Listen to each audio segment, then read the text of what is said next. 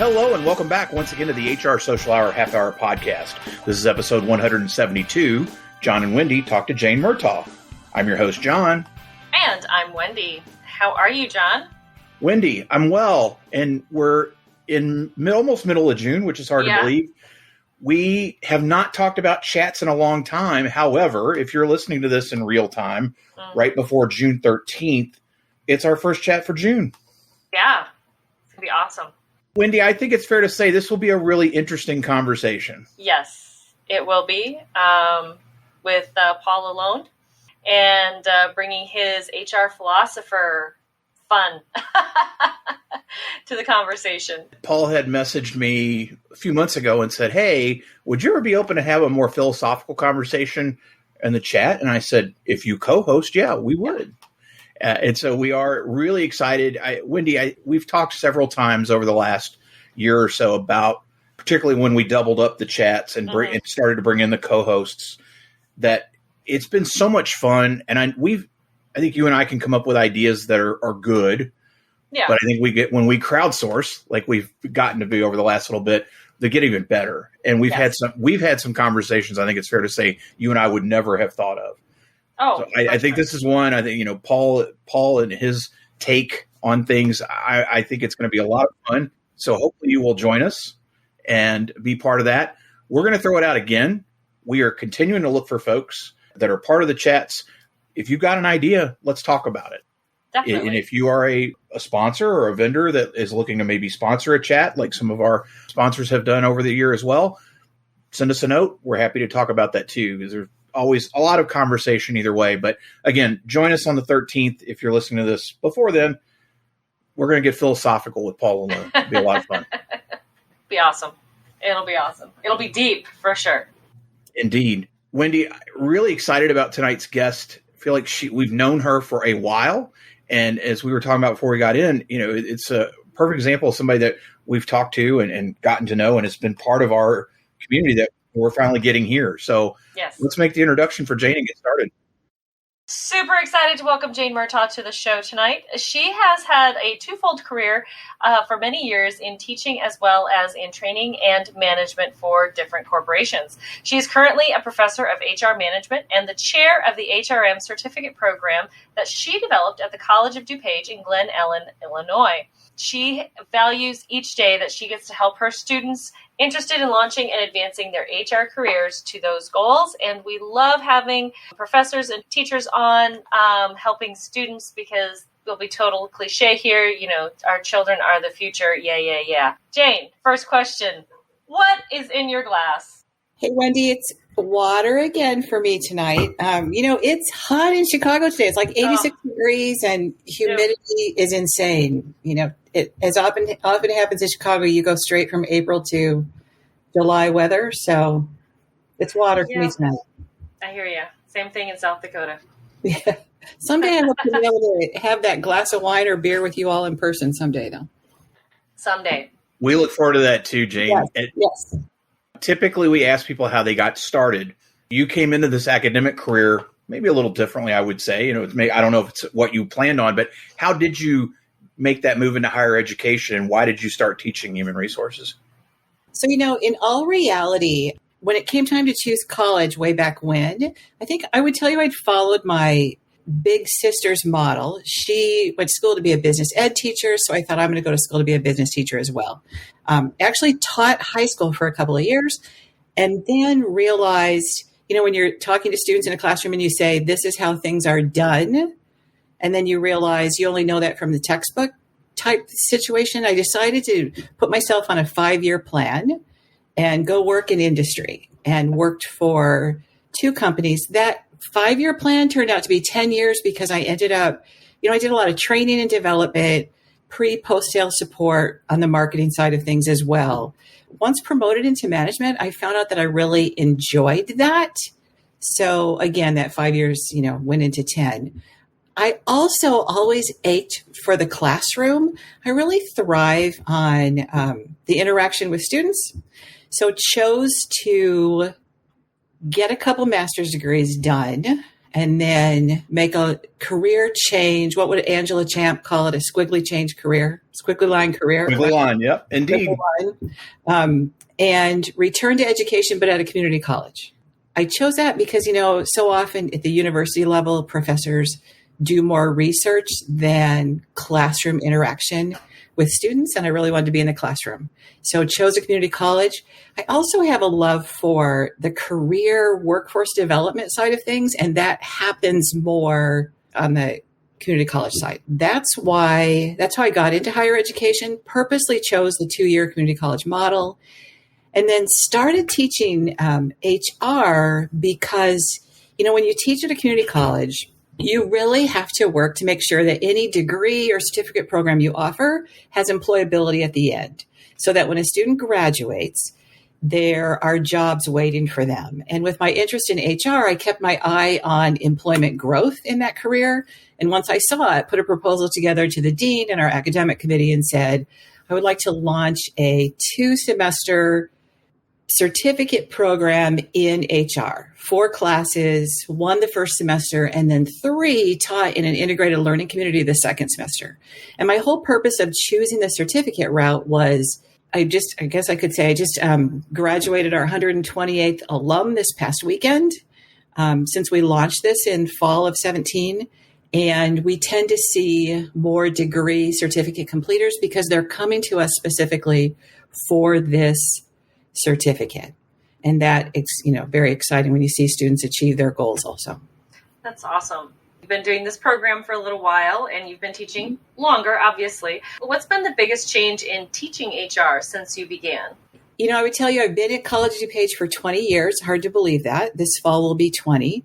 The biggest change we've seen now is far more interaction and integration of application and experiential learning as opposed to the teach, test, teach, test, teach, test. The reality for all of you as HR professionals is if a student simply memorizes key terms and takes a multiple choice exam, they're not necessarily going to be as productive for you and your HR departments as they are if we're teaching things in more application based. So our certificate program in particular is taught in what we refer to as a learning community format. It is me, and I've hired 2 adjunct part-time faculty that are HR professionals, made sure that they were senior directors or higher in their hierarchy of their organizations. I wanted students to have not only my background and experience, but also 2 that are currently working in HR, because I think that also adds value and credibility to the program.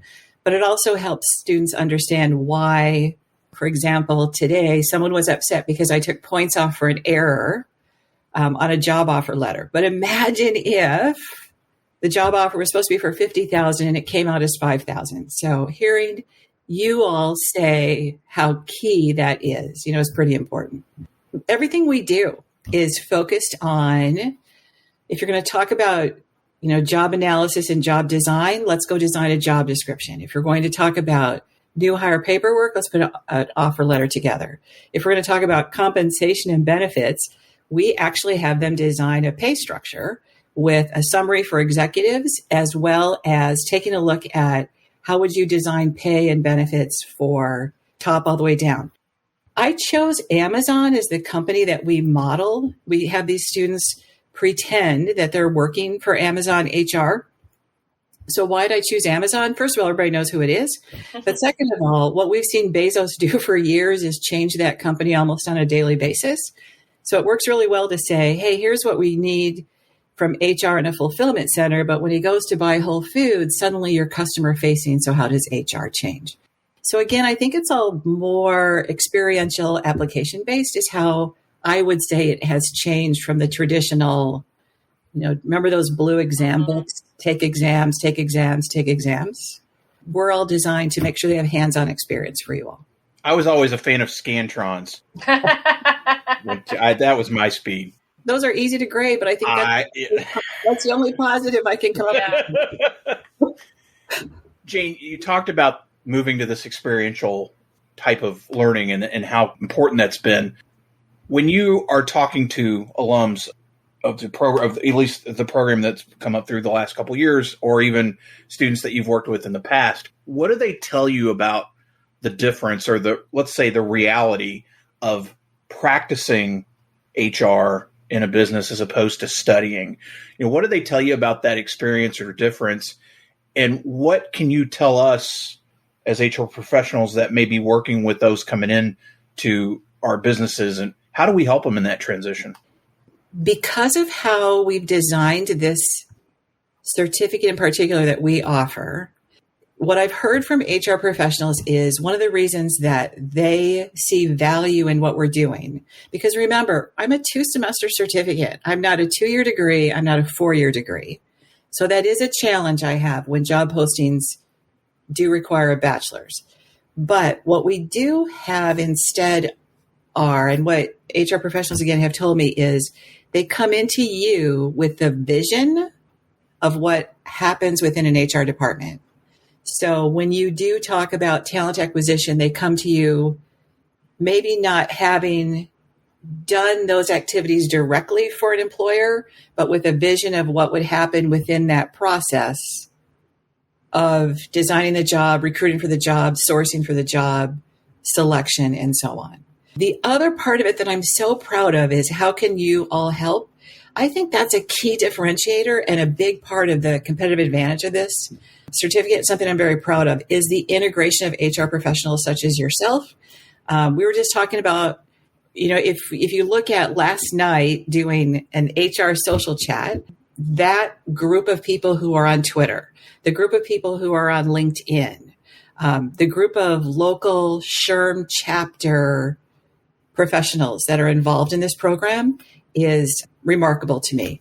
Paul Lalonde and I have never met in person, but I saw something he posted one time on LinkedIn, realized he's basically a couple suburbs over from me, sent him an email and said, hey, would you like to be involved listening to some student capstone presentations about what they know about HR? Because I wanted to bring HR professionals in to the classroom to hear those presentations, to offer feedback and so on. Mary Williams, don't I often hear she's your number one fan of this podcast? That is record. Yes, she is absolutely the number one fan. I walked into a DuPage SHRM local chapter event, and she was sitting at the table registering everybody. It was like, Mary Williams, oh my gosh. Having individuals such as them involved, Mary now has participated as in an informational interview with us. Employment lawyers. I really enjoy Kate Bischoff's energy, and she's so tolerant of me because I just kind of, went into her DMs and Twitter one day and said, hey, I have a question for you. And she answered it. And then she's met, with a student as well. Have many, others. I think I stalked Steve Brown around an Illinois SHRM conference a few years back because I wanted to ask him for help. Give me ideas on how to get SHRM to recognize we can know HR without a bachelor's degree, that type of thing. I'm very involved in my local SHRM chapter. Last week, for example, these students gave the capstone presentations. I had 9 professionals who gave 3 hours last Tuesday night to listen to them present on Zoom. So we do mentoring. I just kind of feel like anytime I ask someone for help, they're there. I can put on LinkedIn, have this group of emerging professionals in need of informational interviews. Anybody interested? And I get more than I need. So I'm again humbled by the involvement of you all within this program. You help us make sure they're ready to make that transition from career to the workplace. I always talk about how do I help students walk that bridge between academic and the workplace, and you all have helped me make that an easier journey for them. I love how you've been able to break into, join the HR community and get people involved, and that's exactly what we want to see and why John and I do what we do here, because it's about making those connections and getting people connected that we don't even realize how that might happen, but being a catalyst to that. I love that.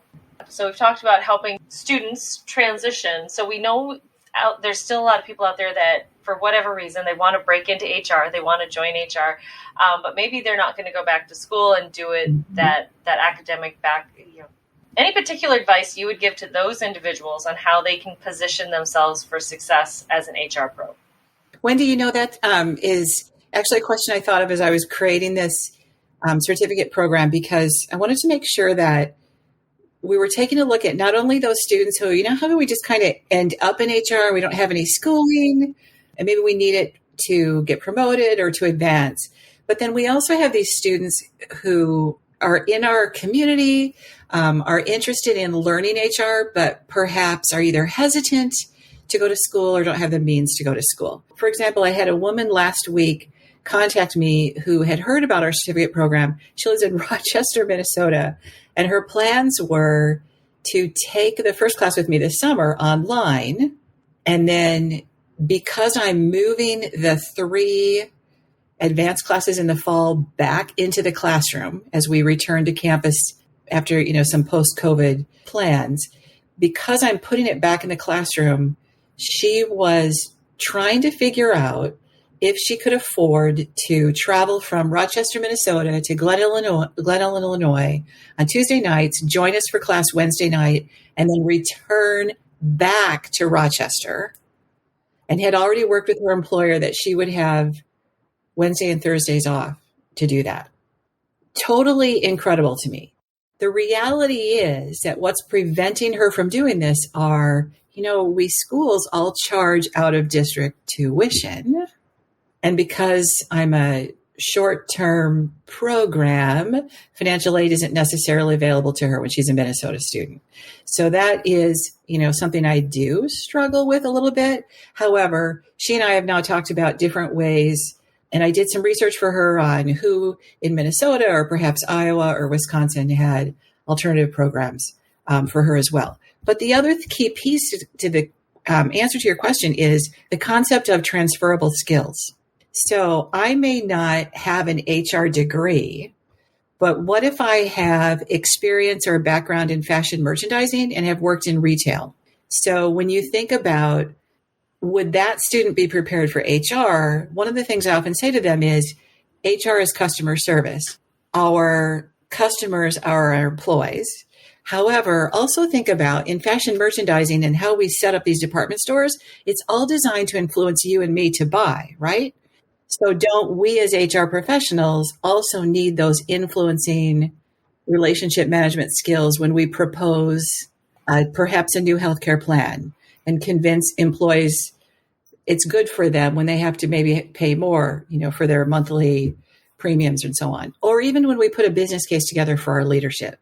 So we can still use that same concept of those skills of influencing. We're just doing it not in a retail store, but in an HR department. So I really focus a lot with pulling those transferable skills for our students. And sometimes that means we change the order of their resume.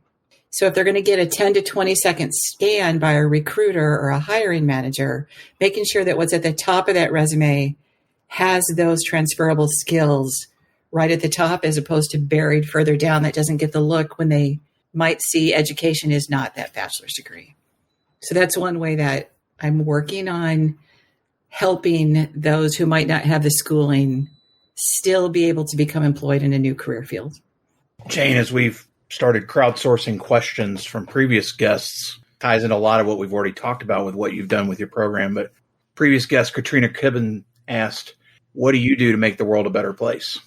Oh, Katrina, this is a hard one. These questions are hard. So I hope I do that within my local sphere of the world, helping these HR students, meet their career goals.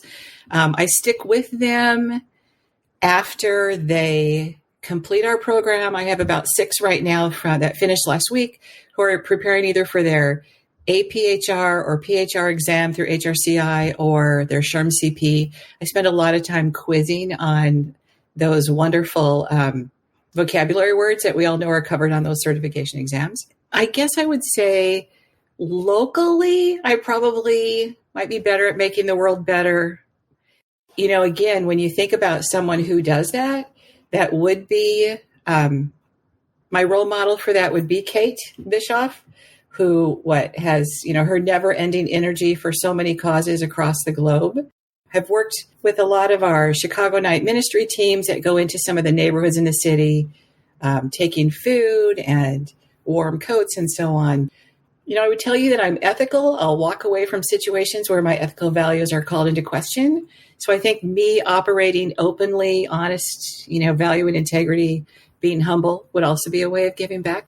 Yeah, that's a tough question to answer. We have often said we are happy we don't have to answer those.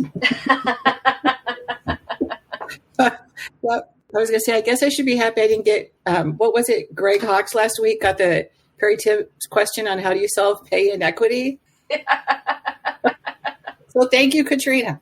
Well, Jane, it is now time for everyone's favorite part of our show, which is the half-hour question connection.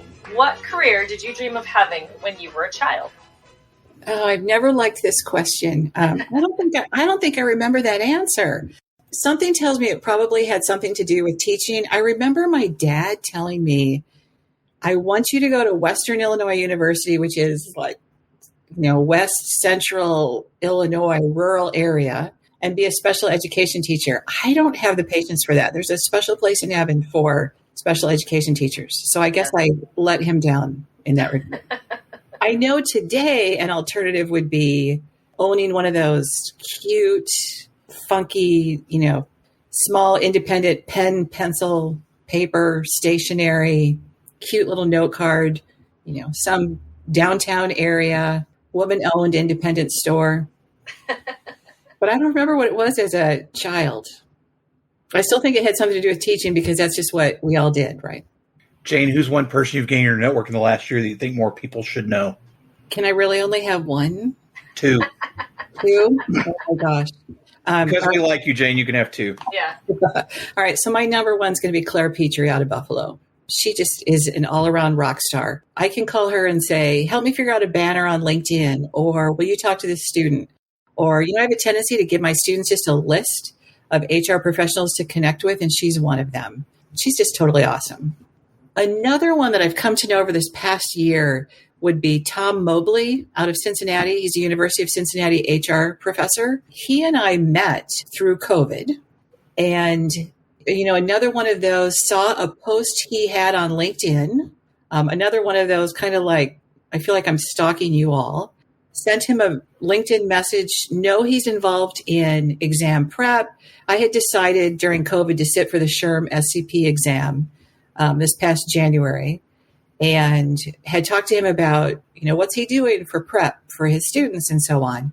And Tom and I now are spending this summer taking a look at how do we develop, there's the hashtag HR community. So how do we develop an HR professors community to better connect others like Tom and myself, Matt up in Green Bay, and so on, over social media, so that you can share examples of how do you engage students internal in a classroom, external to a classroom, and just kind of have hopefully a monthly roundtable. So that's something Tom and I are working on. Love it. How do you maintain balance? Oh, I'm not sure I do. I'd like to get the answer on that one from my family. I would tell you, I think I'm better at juggling than balancing. Balance might be that work-life balance. If it was 50-50, might not be something I'm really good at. Our kids are older. I teach 6 to 7 classes a semester, and at about 30 students a piece, that, roughly 200 students. So I feel like I'm constantly juggling more than balancing. And during this past 15 months with COVID, I have not been on campus since March 13th, 2020. Wow. Yeah, I'm very much looking at I keep saying my office is a time capsule of that calendar date is still what's on my desk. So those 200 students are coming into my inbox or Zoom screens these days. So I think it's a juggling more than a balancing. And I think I juggle better on some days than others. Jane, typically I'm going to ask how you give back to the HR community. Everything you do is about giving back. So I'm bringing back an oldie but a goodie. How did you first connect with us? How did you find the chat? Oh, on LinkedIn and Twitter. And then I'll tell you what, I followed HR Social Hour every other Sunday for probably a good 6 months. And, I think I know enough technically to just be dangerous. Story of my life, Jane. Right, yeah, I was just say, join the club, yeah. So I really tried to figure out what the heck is going on with this. Remember the SHRM Next chats that were on LinkedIn? That was another one I was trying to figure out as well. And it really was my plan of, okay, how do I go outside DuPage County, Illinois, and find HR professionals that perhaps students could connect with? I think it's key for, it's kind of a corny analogy. My students sometimes laugh at me. But you know how when the refrigerator repairman arrives at home, he has a little tool bag? So I always refer to students as we all carry around career tool bags. And one of the tools in your tool bag needs to be your HR connections. And the time to have connections is prior to needing a job search. And John, I've listened to you many times talk about the time to have connections is not when you're looking for a job. So don't connect with me and ask me for a job, right? So I started realizing, Jane, you've had a Twitter account for years. Let's make good use of it. And then Steve Brown always says, get connected. So I just kind of started following you all around and one day just decided to jump in. I love it. I love that you did. Jane, what is your favorite movie? Oh, that's easy. Crazy Stupid Love. That's that Ryan Gosling, Steve Carell movie. Isn't that a goofy movie to be my favorite? But you know why it is? It's a connection I have with our daughter. So every time she or I are watching it. And are you familiar with that movie? And the scene towards the end where the four guys are sitting on the brick wall and they're all in trouble and they're laughing and the police are there and the wives are mad and the children are mad and so on. Our daughter and I have this thing where we take a screenshot of it and then just send it to each other. Oh. Plus, that scene just makes me laugh every time I think of it. What's the first concert you remember attending? I just had this conversation with our son. It's interesting when your older children seem to now enjoy the same music that you enjoyed, back in your college days and so on. It was the Marshall Tucker Band. I think I have seen them 5 times. Got to be a bouncer at one of them during college. Nice. I will tell you my all-time favorite concert was the Eagles a few years ago at the United Center in the city with my husband. I think we would travel, within a few state area to go see them again. That was fantastic. What was the last show you binge watched? Oh, For All Mankind. Add that to my list. It's funny, and are either one of you aware of that? That's that space movie. So what would have happened if we put a space station on the moon? What would happen if the Russians had a space station on the moon? And it's interesting how now watching that and then watching, China just landed their rocket on Mars. I think that's probably season 3 of For All Mankind. So it's kind of funny how you're wondering, okay, what's going to happen? Interesting. I think it was on Apple TV Plus. One of those where we really tried to say we're going to watch one a night and then got to the weekend and just suddenly Saturday was over and so was season 2. Jane, what's a hobby or a thing you really like to do that may surprise people? I'm really kind of a boring person. I will tell you that I will go out of my way to find those local independent shops, like bookshops, those paper shops like I was talking about before. The bookseller in Old Town is on my list for this summer. In reality, I would tell you family's always number 1 with me. The 3 puppies, would be another one. That's probably about it. Not really exciting, is it? Oh, well, and finally, Jane, as we are outsourcing, if you could ask the next guest of the podcast any question, what would it be? Oh, this one I know for sure. How do we get SHRM and employers to recognize the value of these short-term certificates as opposed to job postings and certification exam requirements mandating a bachelor degree? I like that question. I've been trying to get that answered with SHRM National and other organizations for the past few years.